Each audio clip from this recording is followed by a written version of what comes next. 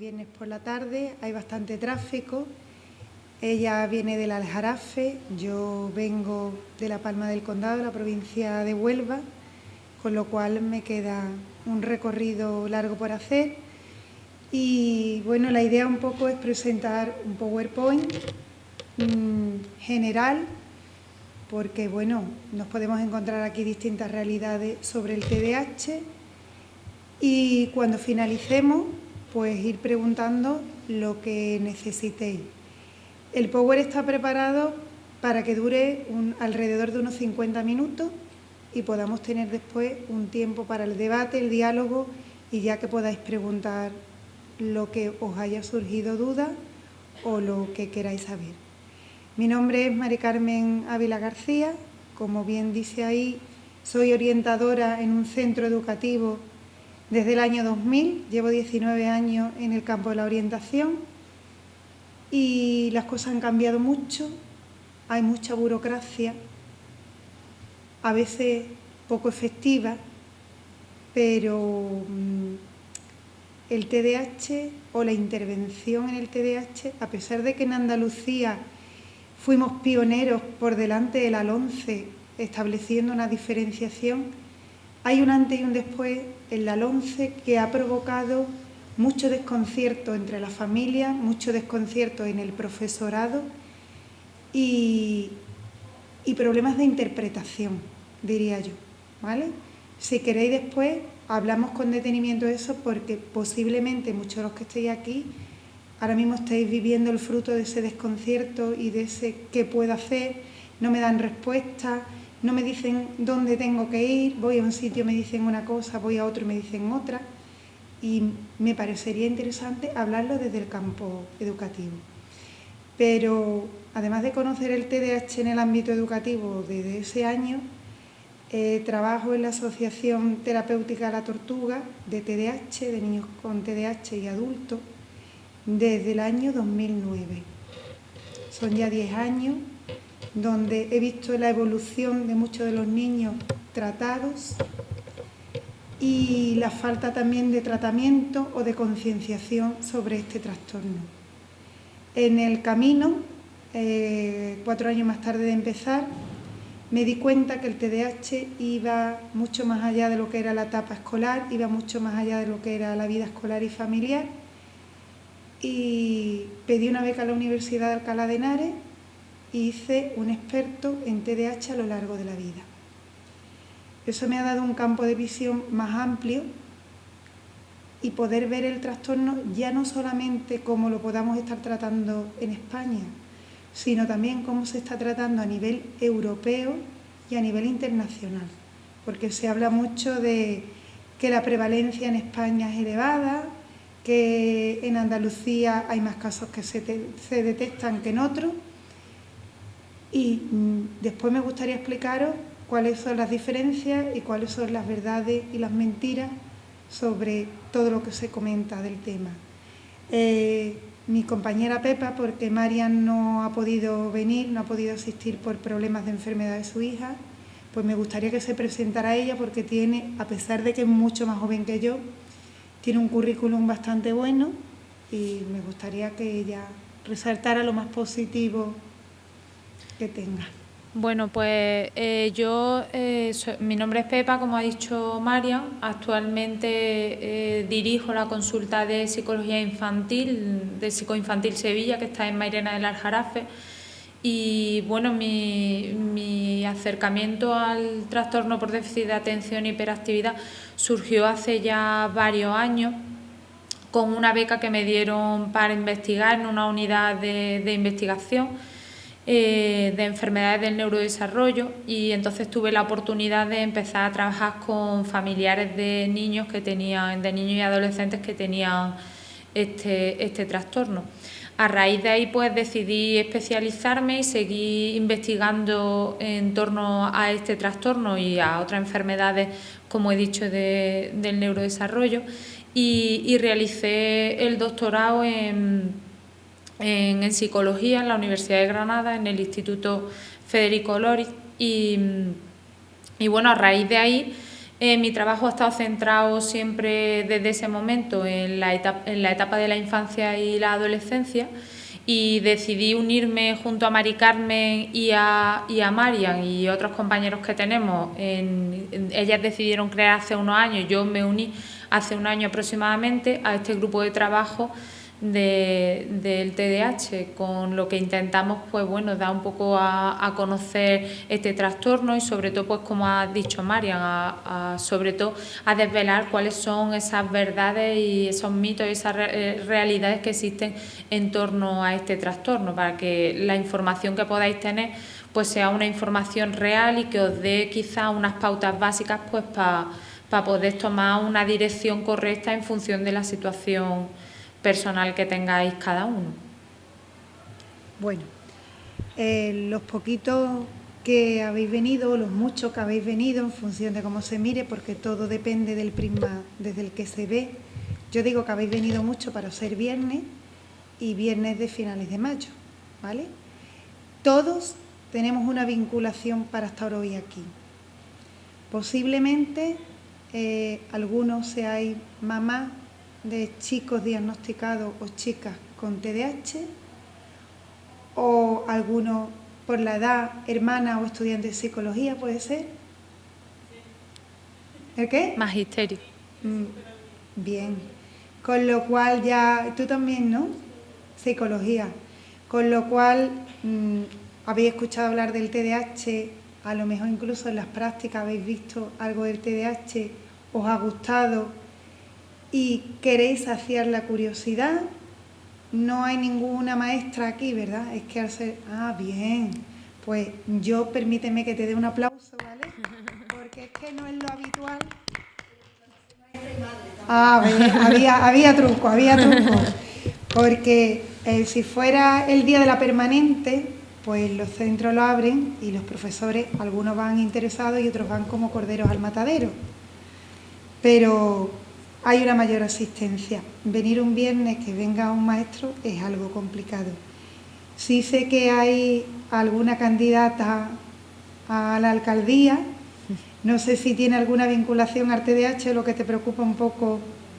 Bueno, pues si no tienes ninguna vinculación, te honra estar aquí, porque tengo que decirte que, por ejemplo, mi asociación, ¿no?, que es de ámbito comarcal, empezó con 9 Padres de Almonte, se fundó en el salón de mi casa en el año 2007, aunque yo empecé a trabajar con ellos en el 2009, en La Palma del Condado. Y en aquel primer momento se pidió ayuda a ambos ayuntamientos. Y ambos ayuntamientos dijeron, ¿té de qué? A mí aquello no me suena. Evidentemente, claro, 9 padres al lado de toda la población, esto no tiene sentido. Os digo que empezó en una habitación y se tuvieron que acoplar a una asociación más grande que había de discapacidad, porque es que en aquel entonces, en el 2007, tener TDAH era sinónimo de tener una discapacidad en el centro base. Hoy en día no, pero en aquel momento sí. Pronto se dieron cuenta que ellos no tenían sentido allí. Fueron pidiéndole ayuda a los distintos ayuntamientos y La Palma del Condado le abrió una habitación muy pequeña. Después se la abrió Almonte, y tengo que decir que este año, por ejemplo, desde Villalba, un centro educativo, después de ver la labor de intervención con los chicos, ha decidido abrir el centro educativo y ponerlo al servicio de la asociación para trabajar. Porque, como os digo, 10 años después, la trayectoria os ha visto que hay una buena evolución donde hay una verdadera intervención correcta y adecuada. Pero cuando los organismos institucionales acompañan, es mucho más fácil. Entonces, no sé el porcentaje o las posibilidades que tendrás de salir, pero sí tengo que decirte que si sale, el estar aquí ya es el primer compromiso que has adquirido con tus ciudadanos y que tienes que continuar, porque una buena intervención soluciona o prevé muchos problemas posteriores. Una ausencia de intervención genera una problemática no solamente de salud, sino de un abandono y un fracaso escolar temprano, de problemas en las relaciones sociales por no entender la propia problemática, y otros muchos más que decirlo puede parecer nefasto, pero es que cuando se acompaña y se trabaja no hay diferencia, es todo lo contrario, es un ciudadano más, pero un ciudadano más al que hay que apoyar mucho más y al que hay que agradecer mucho más, porque está haciendo un esfuerzo mayor que el que puede hacer otro tipo de personas. Y eso es lo que vamos a ver un poco hoy aquí, ¿vale? Pues bien, yo y mi compañera os podríamos poner una lista interminable de lo que es el TDAH, una lista interminable de lo que significa las siglas del trastorno, pero dice que una imagen vale más que 1000 palabras, y si encima es en dibujito hasta ahora, pues así no nos escucháis continuamente a nosotros. Es muy cortito, muy simpático y nos puede un poco ayudar a entenderlo. Ah, vale. Yo quiero dar las gracias por haber venido a esta conferencia.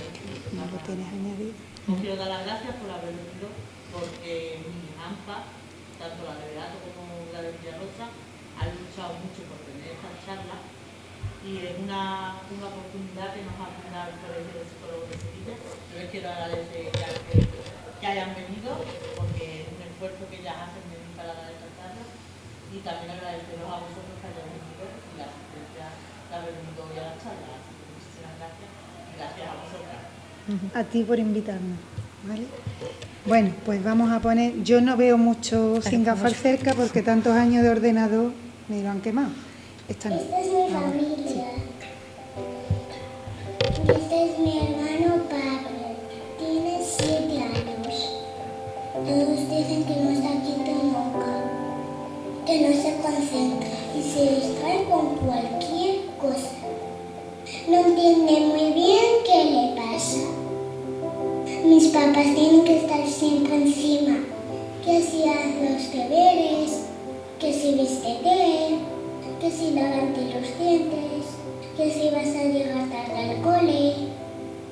Hay que repetírselo 1000 veces. Nunca termina lo que empieza. Nos quita los juguetes y no nos los devuelve o los pierde. Es difícil jugar con él, porque siempre quiere hacerlo todo y no comparte nada. Tenemos que hacer los deberes separados, porque molesta y nos distrae. El profe ve que Pablo no sigue el ritmo de la clase, que se despista por cualquier cosa y no se concentra, interrumpe todo el rato y nunca acaba las tareas. Jugar con él es muy difícil, no está quieto ningún minuto, no respeta los turnos ni las reglas, siempre se cuela. Pues evidentemente lo que acabáis de ver es la sintomatología de las siglas de trastorno por déficit de atención con o sin hiperactividad. ¿Qué ocurre? Que habéis visto un niño de 7 años hablar en un entorno educativo y cuando dice se distrae con cualquier cosa, nos interrumpe, pierde las tareas, pierde el objeto, estaréis diciendo, sí, vamos, que le falta atención. Pero fijaros el chiste que dice aquí. Me han dicho en la escuela que Churchill tiene trastorno por déficit de atención, pero ni necesita tanta atención porque con la tele, su Xbox, la compu y el celular, él solito se entretiene. Mírenlo. Es un error pensar que los TDAH son completamente inatentos. Ellos saben focalizar la atención o pueden focalizar la atención en aquello que les gusta y que les motiva. El tema está que el entorno educativo es lo menos motivante que hay. Ha cambiado muy poco. Es un entorno igual que este, donde hay un profesor que dirige, unos alumnos que escuchan, un profesor que es el que decide en función de lo cansado que está, cuándo tiene que hablar, cuándo tiene que parar, cuándo tiene que trabajar el alumno, y el alumno no puede tomar esa decisión. 5 horas con solamente media hora de descanso al día, donde un profesor entra y otro sale, es difícil que puedan mantener la atención. La tele, la Play, el ordenador son fuentes de estímulos visuales y auditivos mucho más potentes y más reforzador que una persona hablando. Ese es el motivo por el que os hemos puesto el vídeo y no nos hemos dedicado a decir la lista entera de cada uno de los síntomas que puede presentar el TDAH, porque realmente es más reforzador ver imágenes que cambian y un tono agradable al otro lado que un tono monótono repitiendo exactamente lo mismo. Fijaros el dibujo que hay ahí de la Coca-Cola, porque después hablaremos de ella. Recordármelo porque si no a mí se me olvida, ¿vale? Pero no os quiero adelantar nada hasta el final. Entonces, ese es el primer error que solemos cometer. Y es el error con el que muchos padres se sientan conmigo y, por desgracia también, muchos profesionales que no conocen con total integridad lo que es el trastorno y dicen, no, mira, no puede tener déficit de atención, porque es que, me acuerdo todavía de un caso, no, porque se va de cacería con el padre y permanece hasta 5 horas en un puesto de cacería sin moverse, porque les gusta, ¿vale? Si en el resto de situaciones sí presenta ese déficit de atención, evidentemente es que lo tiene que presentar en más de un sitio, no solamente en el entorno escolar, en la casa y sobre todo en las actividades lúdicas y deportivas. Es muy fácil ver a un niño jugando al fútbol que está en el campo y de pronto le tiran la pelota y no sabe a quién se la va a tirar. Cuando te das cuenta se la ha tirado incluso al equipo contrario. O ha marcado en propia portería. O se ha bañado en los lavabos públicos y ha dejado la mitad de la equipación allí. Yo he tenido incluso el caso de niños de tenerle la madre que marcar la ropa porque es que la perdían y después no eran capaces ni siquiera de acordarse ni identificar si era suya o no. Entonces, el déficit de atención está ahí presente, pero es más acusado en determinadas situaciones que en otras. Y otro error muy común es pensar que solamente se da en la infancia y no te preocupes, como yo he escuchado otras veces, no te preocupes que esto se quitará, o lo que es peor, se curará solito. No, tiene una evolución. Yo le digo a los padres que el TDAH es como un camaleón, el camaleón, ¿vale? O la iguana, que se llama en otro sitio, en mi zona es iguana. Yo he empezado por camaleón porque me di cuenta que en Sevilla decía yo iguana y me decía, ¿eso qué es? El camaleón, este bichito que tú lo ves, es como un lagarto y va cambiando de color en función del sitio donde está para camuflarse. Pues el TDAH, a medida que va avanzando a lo largo de la vida, no va a estar continuamente en movimiento, porque es que el movimiento está penalizado en clase. Pero sí se convierte en otra sutileza, se convierte con el lápiz, se le cae la cartuchera, le da con el pie a la mochila, ¿vale? Y llega ya un momento en que ni eso, porque claro, en la secundaria simplemente estar así ya es motivo de parte y hay que evitar los partes. Y ya ese motor que puede tener un niño se convierte en un motor interno y se puede convertir en ansiedad. El no hacer una intervención hace que los síntomas tengan una evolución muy negativa y pueda llegar a la vida adulta con problemas laborales, con relaciones personales muy deterioradas, puede llegar incluso tocando sustancias tóxicas. Porque, como yo bien le digo a todo el mundo y pongo un ejemplo muy claro, el cuerpo de cada uno es bastante sabio y busca las necesidades nutricionales que no tiene. Yo como mujer hay una determinada fecha en la que devoro el chocolate y los dulces. Y al principio me reprimía porque el chocolate engorda. Y un día me dijo la ginecóloga que no me reprimiera, que el chocolate evitaba que tuviera una anemia, porque iba a tener una regla más abundante. Y me di cuenta. Y fui observando que tenía razón. Había meses que eran más abundantes y necesitaba unos requerimientos nutricionales más fuertes y otros menos. Pero hace 50 años y 60 años, en la época todavía, ya no, hace 60 años que pueda tener mi madre, en la etapa de la posguerra, donde había mucha hambre, donde no se te permitía tener de todo porque había una cartilla de raciocinio y había muchas dificultades, las mujeres embarazadas chupaban las paredes porque había cal y la cal tenía calcio. Entonces aquí aparecerán preguntas del tipo: ¿la medicación es buena o no es buena? El que la necesita y no la tiene va a buscar esas sustancias tóxicas donde va a encontrar esa tranquilidad.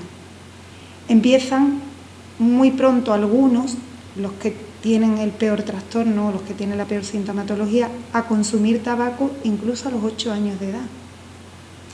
A menor inicio, peor pronóstico, porque claro, si a los 8 ya estás empezando a fumar porque tu cuerpo lo necesita, con 13 estás con los porros, concretamente con la marihuana, y la subida a la coca es más rápida, ¿vale? Generalmente, desde que empezaron las bebidas energéticas, no voy a decir marca para no hacer publicidad, pero todo el mundo tenemos esos anuncios famosos que te llenaban de energía. Ahí han aprendido también ellos a sustituir esa necesidad de estar alerta, porque quien no tiene nada de esto se toma una bebida esa energética y se pondrá como una moto, pero el corazón le va a 1000 por hora. Yo tengo mamás de chicos con TDAH que se la toman y hacen ese día la limpieza de su casa, ordenan los papeles y lo preparan todo perfectamente, porque realmente lo necesitan, ¿vale? El día que no lo toman pueden montarse en el coche y cuando se dan cuenta pues se han quedado sin gasolina, porque es que se les ha olvidado simplemente llenar el depósito. Realidades de ese tipo existen. Entonces la intervención es necesaria para que esta sintomatología negativa que pueda aparecer, reducirla al mínimo para que desaparezcan lo más pronto posible, haya una remisión parcial o lo deseable total de la sintomatología. En algunos se consigue y en otros no. Ya estaréis diciendo, pues quiero soluciones, ¿verdad?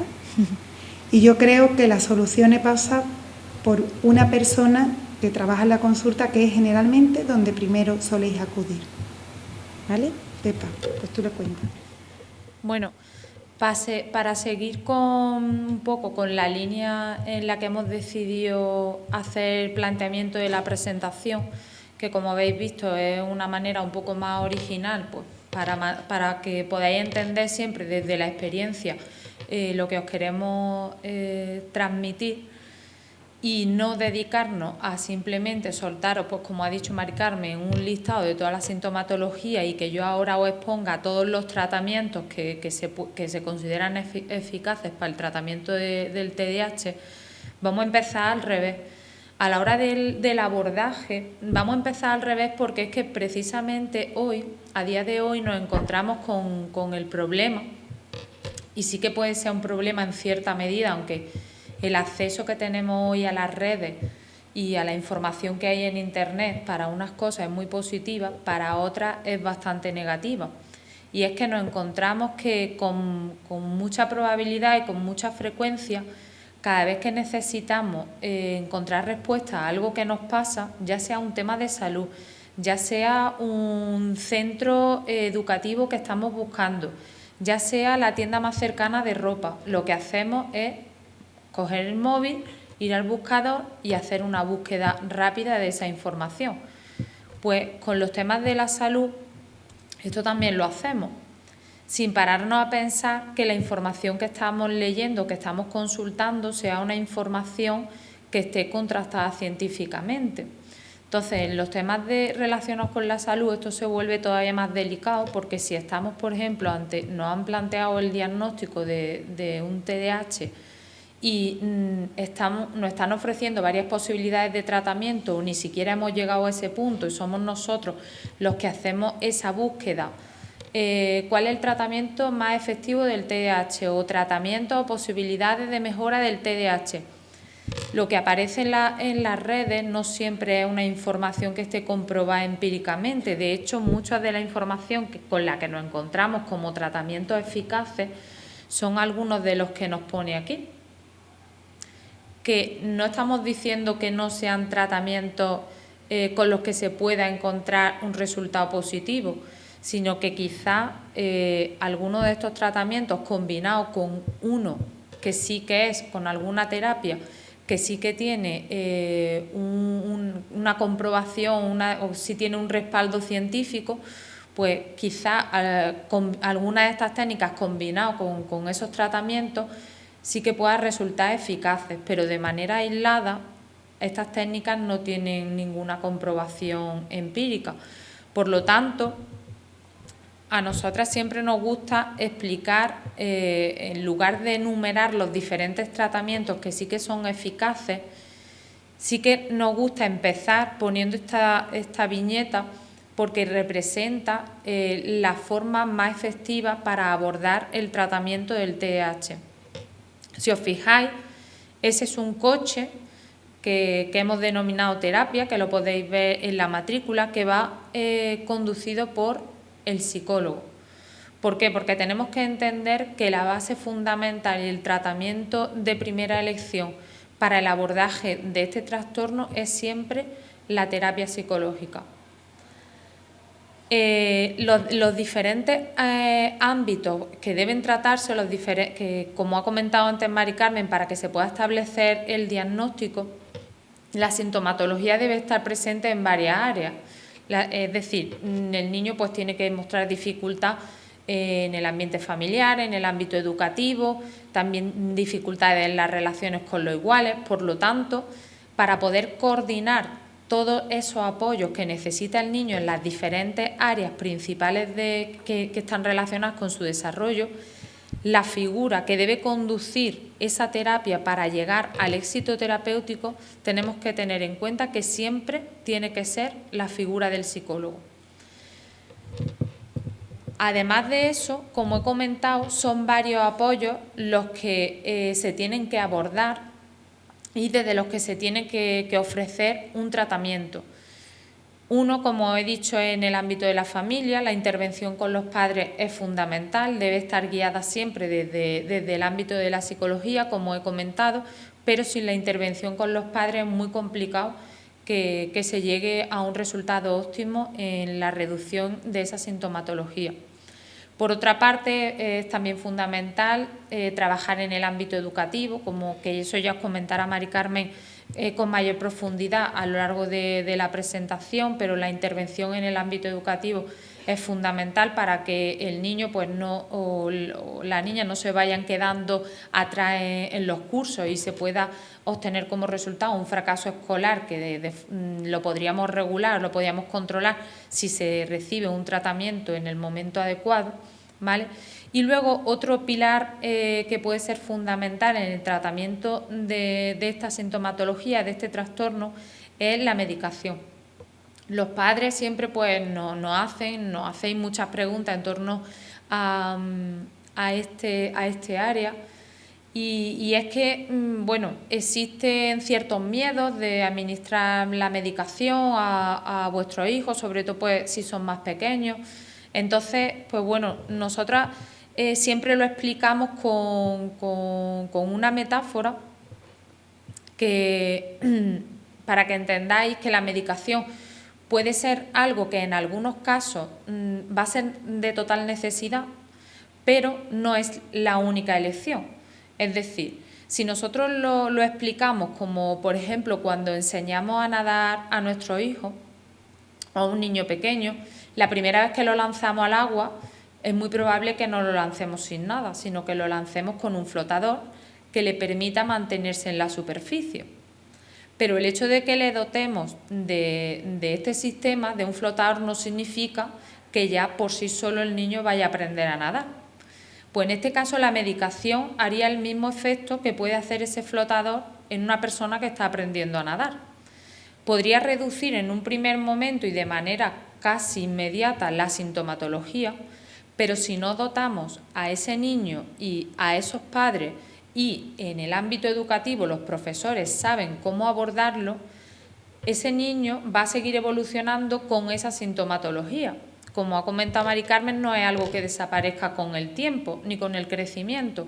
Entonces, si no dotamos de las habilidades y de las herramientas necesarias, al final, pues ese niño, ese adolescente, puede que puedan en el colegio pues tener fracaso escolar, como hemos dicho, que cuando vayan creciendo puedan tener mayor acceso a problemas de conducta como el acceso al consumo de drogas, o que incluso en la época cuando ellos ya son adultos puedan encontrarse desarrollando un puesto de trabajo que está muy por debajo de sus capacidades.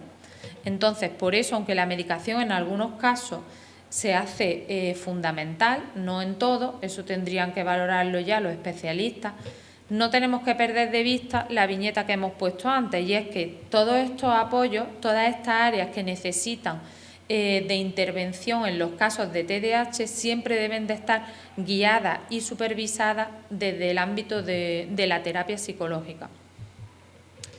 Pues bien, como aquí realmente lo que nos encontramos siempre que damos una charla de estas características es que el 99% de los asistentes sois padres o madres de niños que tienen este diagnóstico, pues nosotros nos vamos a centrar más que también porque es lo que está más cerca de nuestra competencia, que es la intervención o en dotar una serie de estrategias que pueden ser básicas para que vosotros podáis ir poniendo remedio a cierta sintomatología que estéis ya observando si todavía no estáis en ese momento del diagnóstico, ¿vale? Y si sí lo estáis, pues bueno, lo primero es aceptar y conocer el trastorno, siempre, como hemos dicho, con la ayuda del psicólogo, ¿vale? Que es el que va a planificar la intervención en los diferentes ámbitos que son fundamentales, en la escuela, en el propio niño y en la propia familia, ¿vale? La psicoeducación es un tema fundamental. El diagnóstico no hay que verlo como una etiqueta y ya está, sino como un punto de partida. Yo siempre digo que el diagnóstico sirve como ese punto de partida, porque conocer dónde estamos nos va a permitir tomar unas decisiones que sean correctas, y también, aunque al principio da quizá un poco de inquietud o nos puede dar un poco de miedo, tener un diagnóstico siempre a la larga, a corto plazo, da tranquilidad, porque el hecho de conocer dónde nos encontramos nos hace también más fuertes para poder afrontarlo. Muy importante establecer normas y límites y las consecuencias en función también de las posibilidades que tengáis cada familia en casa, porque eso se debe de adaptar también en cada caso específico, pero establecer unas normas y poner unos límites es fundamental, no solamente en los niños con TDAH, sino en cualquier ámbito. Una comunicación empática, ¿vale? Siempre intentando poneros en el lugar de vuestro hijo o de vuestra hija. Por eso es muy importante conocer también el trastorno, porque así podemos intentar ver a través de sus ojos cómo se está sintiendo, ¿vale? Y evitar en todo momento hacer una crítica personal, porque así tampoco le estamos ayudando. Hay que hacer siempre una crítica pues más constructiva y que no esté enfocada a la persona en concreto, sino a la conducta determinada que queramos modificar, ¿vale? Importante también nombrar las emociones, ¿vale? Para ir enseñando a gestionarlas, porque es verdad que en los casos de TDAH pues nos encontramos que la impulsividad que tienen, la dificultad para controlar su impulso, no solamente la vemos en eso. Esta impulsividad no solamente se refleja a la hora de mostrar dificultad en controlar su conducta, sino que eso también aparece a la hora de controlar y de regular las emociones, que es quizá uno de los aspectos más desconocidos del diagnóstico del TDAH, ¿verdad, Mari Carmen? No, por lo menos no encontramos que es lo que menos se conoce, porque siempre cuando se define este trastorno, en lo que la mayoría se queda es en la impulsividad, en la hiperactividad y el déficit de atención. Pero es cierto que nos encontramos también que existe una dificultad a la hora de regular las emociones, por eso tienen esas explosiones, esos arrebatos, esas rabietas tan intensas. Entonces, si entendemos que eso es parte del trastorno, nos va a ayudar también a manejarlo. Yo quiero aquí hacer un inciso, porque antes os dije que había síntomas que remitían, que la remisión parcial era posible y la total era más complicada, y es que precisamente en la vida adulta el problema de autorregulación emocional es el que persiste, y eso da lugar a que tenga dificultades para mantener el mismo puesto de trabajo, tenga dificultades en la relación de pareja, porque aparecen los problemas, y vienen también problemas en la autorregulación del dinero. Pero, como yo digo muchas veces, el dinero y la salud es lo que une o rompe una pareja. Es muy fácil que una pareja esté bien cuando económicamente está bien y hay salud, pero cuando aparecen las dificultades ahí es donde se ve realmente cómo reaccionan las personas. Y ellos son donde realmente tienen la dificultad. Ese es el síntoma que arrastran desde la infancia. Porque mientras que los niños han ido aprendiendo a través de la observación y a través también un poco de esos reforzadores negativos que ha ido teniendo en su vida diaria, de lo que les gusta a los padres, lo que no les gusta, lo que la sociedad permite y lo que prohíbe, ellos no tienen el mismo aprendizaje. Y ese es el motivo que den estos problemas de autorregulación. Y si a eso le unimos que el déficit de atención hace que en ellos haya como pequeños lapsus que hacen que vean la vida como una película de fotogramas en las que la otra parte que no tiene TDAH ve la película entera y ellos ven la película con fotogramas cortados. Si dos personas aquí la pusiéramos a ver la misma película, una entera y otra con fotogramas cortados, evidentemente tendrían dos percepciones diferentes. Porque cuando alguien ve una historia segmentada, llega un momento en que el cerebro busca el mecanismo, igual que la percepción busca el mecanismo de la integración, el cerebro busca la forma de integrarlo. Y ellos suelen tener distorsiones de la realidad que le llevan a defender su idea hasta el extremo. Y, claro, le genera tal nivel de angustia que pueden tener explosiones de carácter muy fuertes. O, en el extremo opuesto, caer en crisis depresivas muy profundas. ¿De acuerdo? Me parecía importante hacer aquí la matización. Sí, porque es que es la parte más desconocida y para no quedarnos solamente en esa sintomatología nuclear, es muy importante conocer estas otras manifestaciones del trastorno. Otra también es las dificultades que tienen en la planificación, porque a día de hoy ya se sabe, porque existe mucha bibliografía, hay mucha investigación en torno a este trastorno, y se sabe que es un trastorno que tiene una carga genética, un trastorno con alteraciones a nivel cerebral. Entonces, hay ciertas áreas del cerebro de estos niños que tienen un funcionamiento diferente al de un niño que no tiene este trastorno. Entonces, una de estas áreas afecta principalmente a la capacidad de planificación. Entonces, los niños adolescentes o los adultos que estén diagnosticados con este trastorno tienen serias dificultades para poder planificarse y organizarse, sobre todo a largo plazo. Y a corto plazo también, pero que si no son capaces de prepararse, de organizarse y planificarse para un examen que tienen en 4 días, imaginaros para alguna tarea que sea con un poco de más tiempo. Entonces, una de las principales áreas con las que hay que trabajar desde el comienzo. No olvidaros de que los padres, vosotros sois sus modelos a seguir. todo lo que ven en vosotros va a ser su principal guía de aprendizaje. Y bueno, fundamental, como hemos dicho, que haya un contacto continuo entre la familia y el colegio. Son los 3 pilares fundamentales: el propio niño, su relación con sus compañeros, con los iguales, y también la intervención que se tenga que hacer en el aula y la intervención que se tenga que hacer en la familia. Si ese triángulo funciona de una forma paralela, los resultados son inmejorables. Y bueno, por supuesto, pues como siempre decimos, paciencia y constancia, que son los 2 pilares fundamentales, aunque a veces cuesta mantenerla.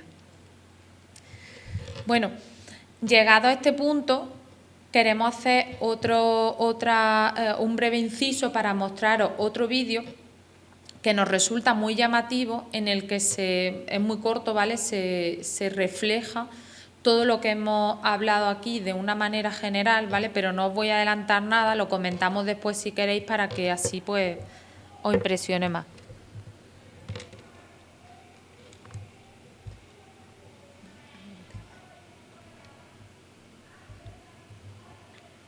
I can see how you feel a little bit different than the other ones.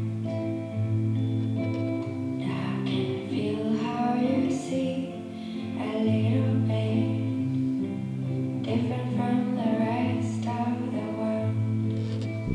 And I know you will never talk to me,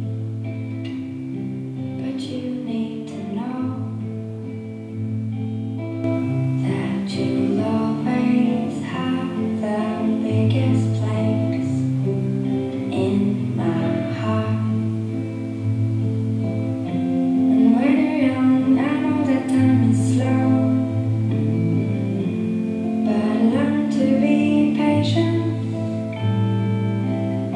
because someday this difference will pay, and your time will come.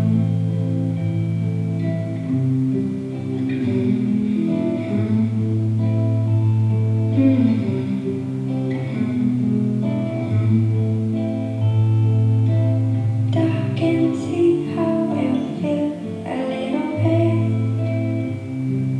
different than the other ones. I can feel how you see a little bit different from the rest of the world. And when you're young, I know that time is slow, but learn to be patient, because someday this difference will pay, and your time will come.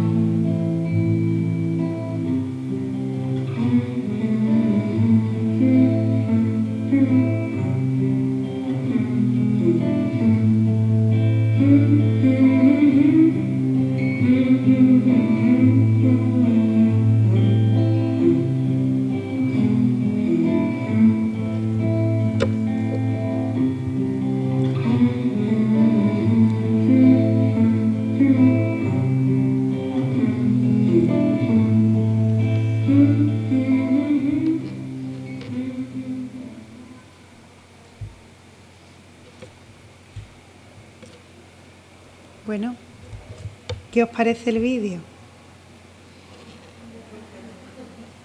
Pues alguna gente puede decir tremendista, muy radical.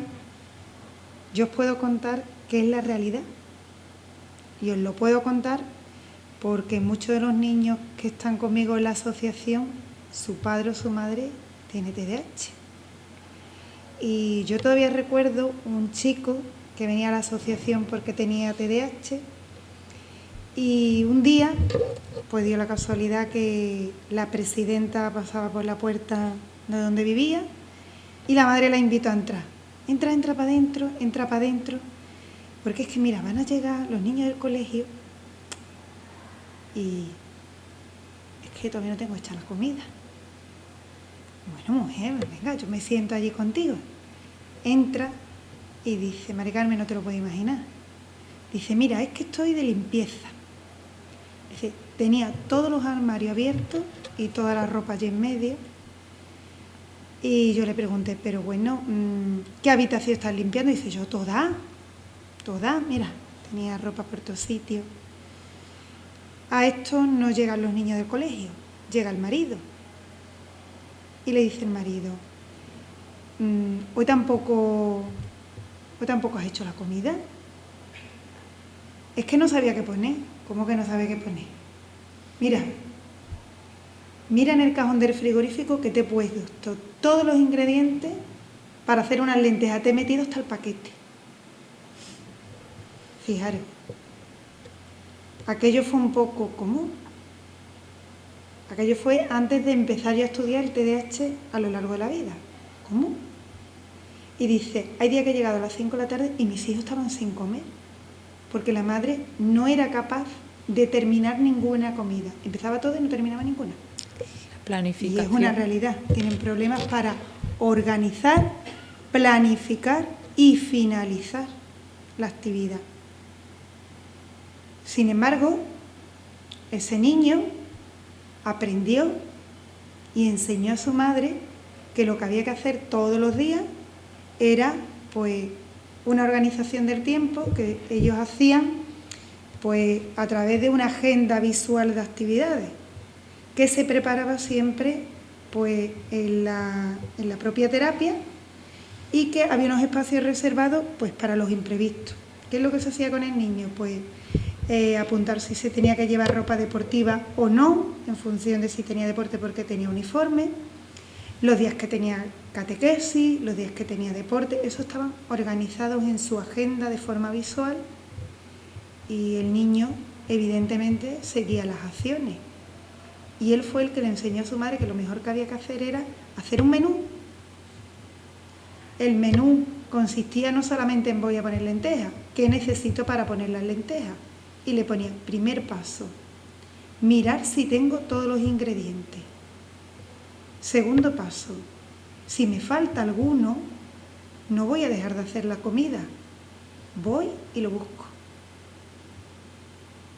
Tercer paso, si tengo que ir a buscarlo y la tienda está cerrada, se lo pido a una vecina. Cuarto, lo elaboro. Y quinto, pruebo a ver si me he olvidado de echarle la sal. Aquello era súper simpático, pero ese niño fue capaz de darle la estrategia a la madre, porque ese niño había tenido intervención, lo que la madre no había tenido. Fijaros lo importante que es el tratamiento. Otros muchos, los papás, las mujeres verbalizan, es que yo no tengo 3 hijos, tengo 4, 3 y el marido, ¿vale? 3 y el marido. Otros chicos que te lo ves, que funcionan tan bien las madres y son tan organizadas que a veces no lo dejan ni respirar ni crecer. ¿Y qué hacen? Cuando empiezan con la edad de las novias, buscan una sustituta de la madre, porque es más cómodo para ellos que el locus de control siempre sea externo. Eso les da una seguridad a que las cosas no se le van a olvidar, a que todo va a estar planificado, que todo va a estar organizado. Y claro, visto desde fuera, muchas personas que no entienden el trastorno dicen, es que claro, ¿qué le voy a pedir al niño? Si el problema del niño realmente es los padres. Y entonces le echan la responsabilidad a la familia y lo que les dice es que no sabéis trabajar ni tratarlo. Y habréis escuchado muchos familiares que dicen, eso es que tú no tienes mano dura.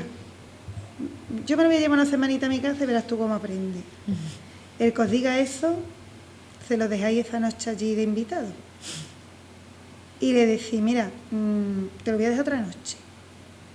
Y cuando diga, mira, no, porque es que le repito las cosas 20 veces. Entonces yo no se las repito.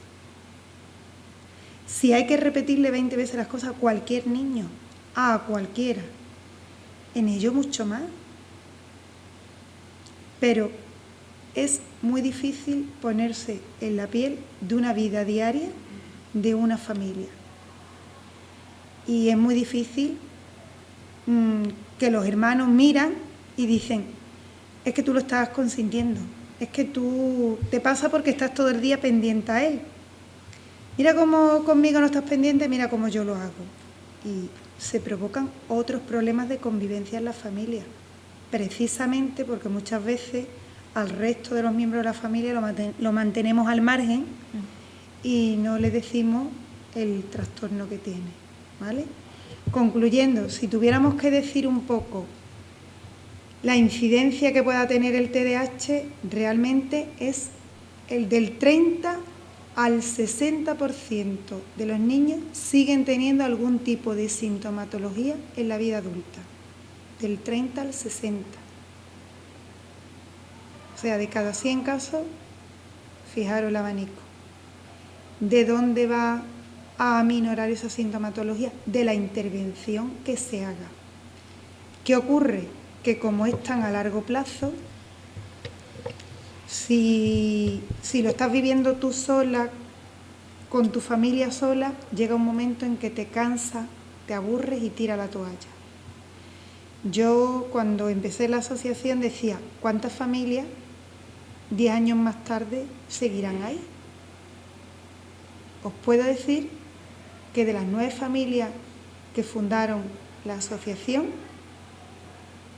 4 siguen estando allí. 6 no están por diversos motivos. Una fue por traslado, otra fue por un accidente de tráfico y 3 porque creyeron que el trastorno, se me olvida alguna, pero 3 creyeron que el trastorno finalizaba cuando finalizaban los estudios. De esas 3, 2, sus hijos han tenido problemas hoy en día judiciales. Uno por desorden público y otro por tenencia de sustancias tóxicas. ¿Vale? Fijaros un poco la incidencia. El resto de los que fueron llegando, que fueron llegando también ahí en ese mismo año, siguen ahí incluso siendo sus hijos universitarios. Quiere decir que ya han llegado a la universidad y ya están en un entorno muy bien cuidado y con las medidas oportunas que tiene que tener en el ámbito universitario, que los hay, ¿vale? Así que, desgraciadamente, el TDAH no tenemos que sentarnos a esperar que sea como el acné, que esto es una etapa y ya se te quitará. Pero si tú no cuidas ese acné, la piel se te queda marcada. Pues el TDAH es lo mismo. Si tú no haces una intervención a tiempo, vas a dejar en la vida de ese niño y de esa familia bastante deterioro. Y es lo que no deberíamos de consentir nadie, ni ninguna administración. El problema de no ponerle una etiqueta, que hay mucha gente que os van a decir, ¿para qué quieres ponerle una etiqueta? ¿Y para qué quieres poner que el niño tiene TDAH? Para evitar las etiquetas peyorativas que aparecen. Cuando muchas de nuestras terapeutas, que en la asociación hay 3, yo soy la 4, van a los colegios y se sientan delante del maestro, dice, mira, es que fulanito es muy flojo, es que fulanito todos los días se le olvida las tareas, es que yo le digo, venga, ponte ya, y dice, vale, cuando te das cuenta ha pasado la clase y no ha terminado. Entonces, educadamente le dicen ella, me acabas de hacer el diagnóstico del TDAH. Esa es la sintomatología. Y entonces le dicen, bueno, pues mira, vamos a apuntarla, ¿vale? Vamos a apuntarla para en la próxima sesión ver cuáles de esos síntomas o de esa etiqueta o de eso que tú dices ha desaparecido. Y ya la profesora cambia la actitud, ya lo cambia. Ya lo dice de otra manera. ¿Cuál tiene que ser nuestro reto? El vuestro como familia y sobre todo el nuestro como profesionales. ¿Qué es lo que veis ahí? A ver, ¿quién se atreve a decirme qué ve ahí?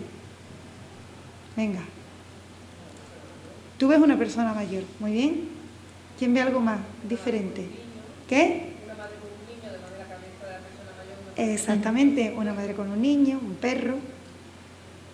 ¿Qué más veis? Una hija ¿Un qué? Mexicano. Mexicano, muy bien, también un mexicano viejo con un bastón, ¿verdad?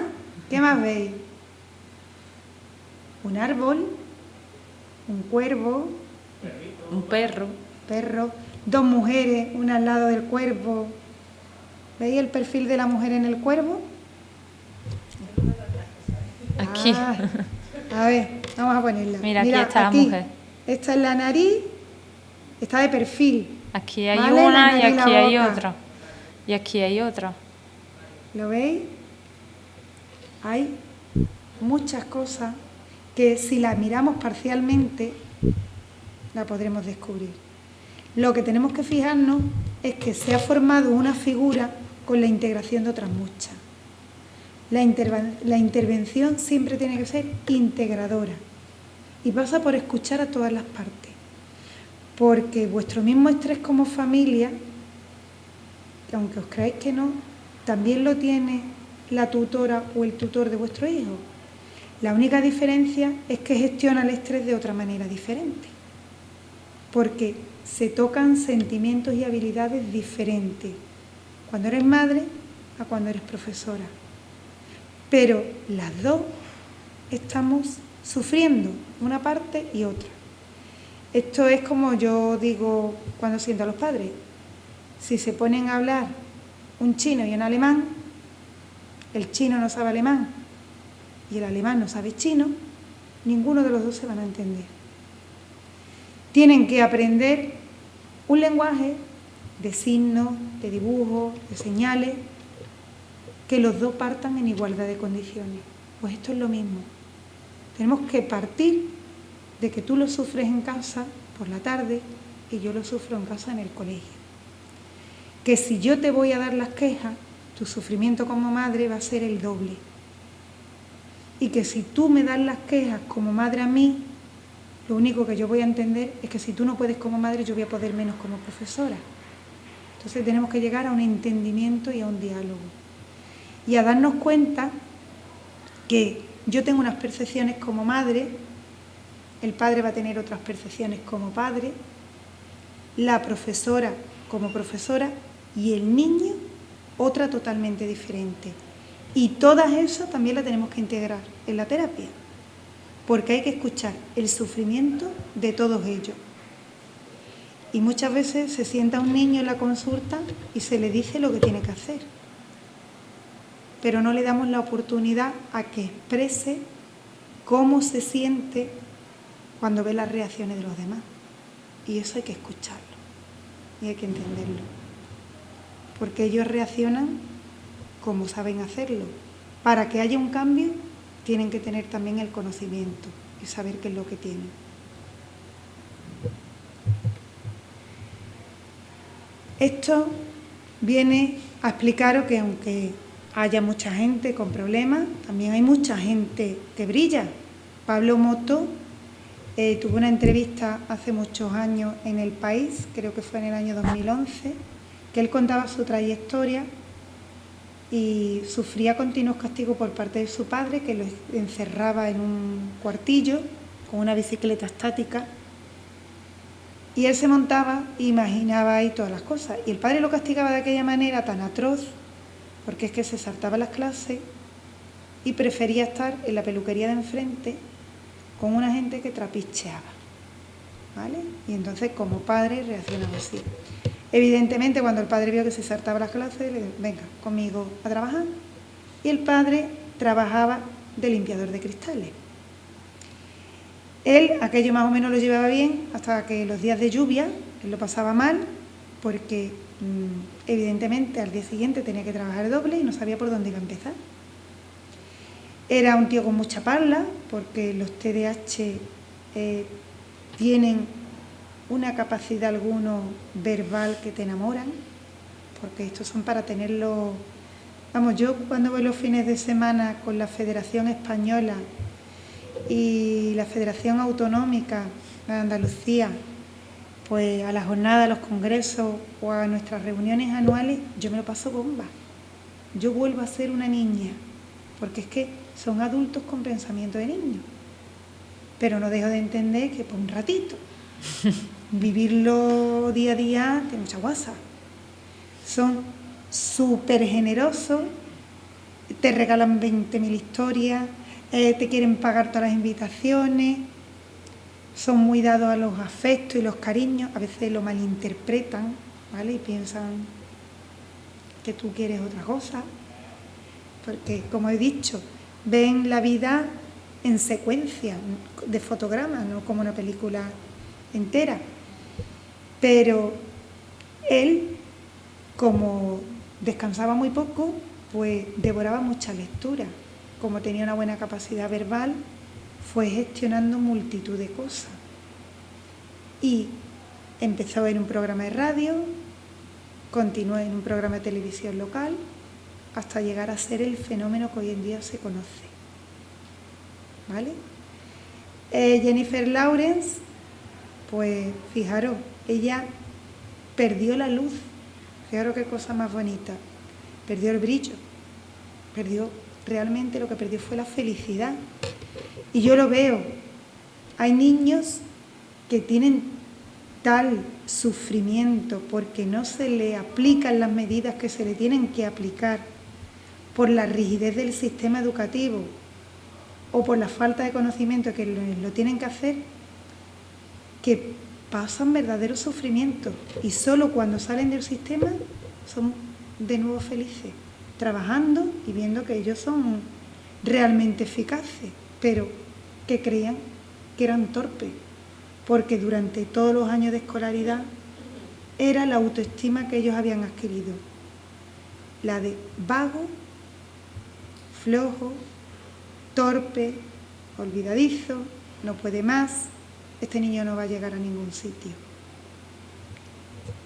Sucede, ¿eh?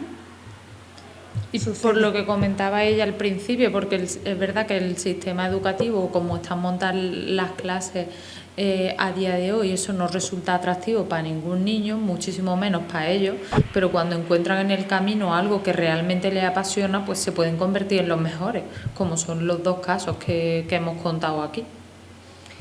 Lo que sí tienes que ver que evidentemente el ser humano se queda siempre en la parte difícil, oscura, anclado, preguntándose el por qué, y por qué, y por qué a mí, y por qué. Y cuando tiene un problema tarda bastante tiempo en buscar ayuda o buscar la solución. No tenemos que ver el problema como un problema que nos aplasta. Tenemos que verlo como que lo que hemos utilizado hasta ahora no nos sirve y tenemos simplemente que hacerlo de otra manera diferente. Uno de los problemas con los que yo me encuentro muchas veces en el sistema educativo es que cuando llegan a determinados cursos, si la capacidad cognitiva es cortita me refiero entre un 80, un 90 y poco, pues tienen verdaderas dificultades en tercero y en cuarto de la ESO. Y eso le puede poner en riesgo a que si empieza a repetir, porque puede repetir tercero y puede repetir cuarto, y corre el riesgo de que el alumno diga ya con esto no puedo más, me voy a la ESA. Antes de dejarlo ir a la ESA, a lo mejor hay otra solución, que es la FP básica, a lo mejor. O a lo mejor la mejor solución es la ESA. O a lo mejor la mejor solución no es que repita 2 veces tercero y haga 2 veces cuarto. A lo mejor la mejor solución es vamos a cambiar en determinadas asignaturas, en lugar de que nos recite pues todos los países de la OCDE en historia y todo el movimiento geográfico, a lo mejor que nos haga un trabajo y facilitarle en eso la tarea, porque ellos tienen muchas dificultades en la recuperación de la memoria a corto plazo. A largo plazo, a lo mejor son capaces de acordarse de muchas cosas, pero a corto tienen sus dificultades. Entonces, eso hace que muchas veces la tarde antes se lo saben todo y al día siguiente no se acuerdan de nada. La función ejecutiva está alterada, pero está alterada porque la motivación y el estrés que le provoca determinadas situaciones en el examen ante la dificultad de leer una pregunta o de la extensión de la pregunta, que a veces son parrafadas de 3 líneas, les provoca ya ese bloqueo. ¿Vale? Y bueno, hasta aquí hemos llegado en la parte que os queríamos comunicar. Ahora es la parte que nos queráis preguntar. A nivel de consulta, a nivel escolar, a nivel de familia, lo que queráis. Ahora es vuestro turno, esas son las opciones. Bueno, el tema de la medicación es un tema que se tiene que valorar de manera muy específica y tiene que haber una evaluación clínica, como comentaba Mari Carmen, muy exhaustiva, porque bueno, en todos los casos no son... en todos los casos no tienen por qué recibir un tratamiento farmacológico y en tu caso en concreto ya no estás comentando que existe una sintomatología comórbida, claro. Entonces, ahora te lo voy a contar en 2 partes, ¿vale? Te voy a responder primero a lo que comentaba al principio de que por qué no existe una medicación que sea para TDAH, que realmente sí que la existe, pero por lo poco que tú nos cuentas de tu caso, tampoco es tu caso en concreto. Es decir, para una sintomatología que es muy raro encontrarse un caso de un diagnóstico de TDAH que sea puro. Es decir, casi más de la mitad de los casos de TDAH van asociados con otro trastorno comórbido que puede ser pues, una dificultad específica de aprendizaje, que puede ser ansiedad, depresión o que puede ser, como es tu caso, un trastorno del espectro autista. ¿Qué es lo que pasa? Que cuando hablamos de trastornos de enfermedades del neurodesarrollo, tenemos que entender que de manera general son 3 las enfermedades del neurodesarrollo. Tenemos por un lado, en un extremo tendríamos los trastornos del espectro autista, como tú has comentado. Pero estas enfermedades del neurodesarrollo se pueden determinar o se pueden presentar a lo largo de un continuo. Que si entendemos que en este extremo de aquí están los trastornos del espectro autista, en el otro extremo de las enfermedades del neurodesarrollo tenemos la psicosis.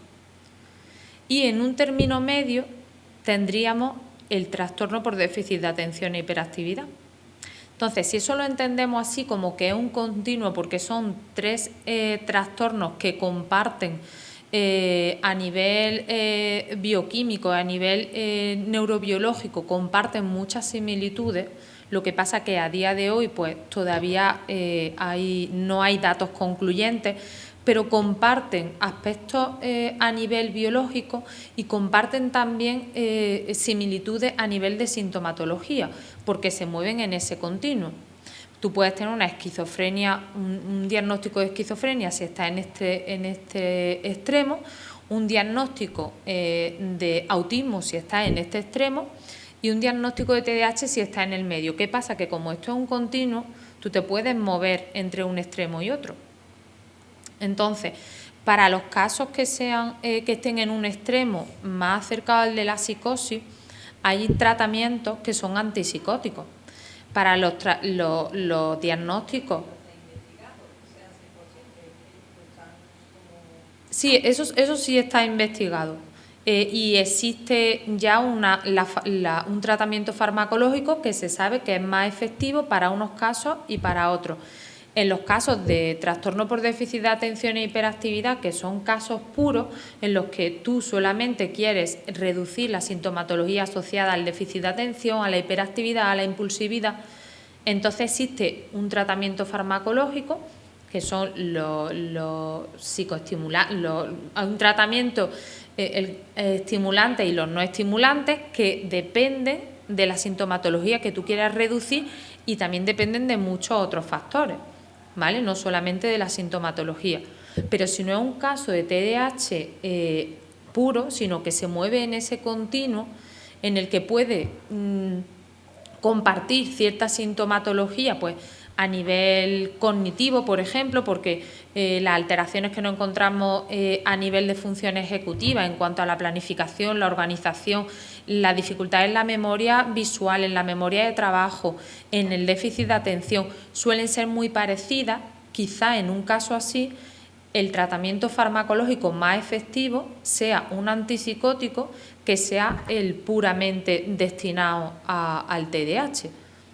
Entonces, en esos casos tendría que ver en qué punto de ese continuo está, porque a la hora de administrar un tratamiento farmacológico, pues esa evaluación clínica es muy importante, porque puede estar ofreciendo o administrando un tratamiento que realmente no esté cubriendo la sintomatología en concreto. Te voy a comentar una cosa que, como te he dicho, al moverme por la geografía con la Federación Nacional y dando conferencias por Madrid, Castilla y León, Castilla-La Mancha, me he dado cuenta, incluso en Andalucía, que en función de la provincia hay una tendencia mayor a mandar una determinada marca o principio activo de medicación.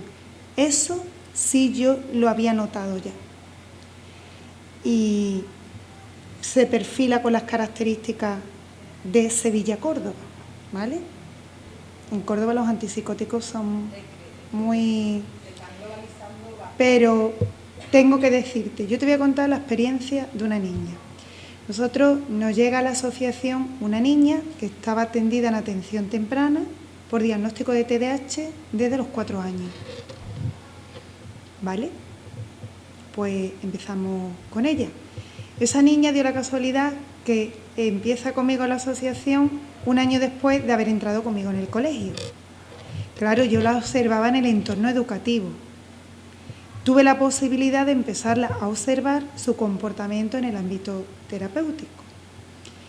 Un día llega el tío, una persona muy prudente, porque la madre tiene una hemiparesia, fruto de un problema que tuvo en el momento del nacimiento, una persona muy cabal, y me dice, mira, gracias a Dios nosotros no tenemos problema de dinero y yo veo que mi sobrina no avanza nada y yo la veo cada vez peor.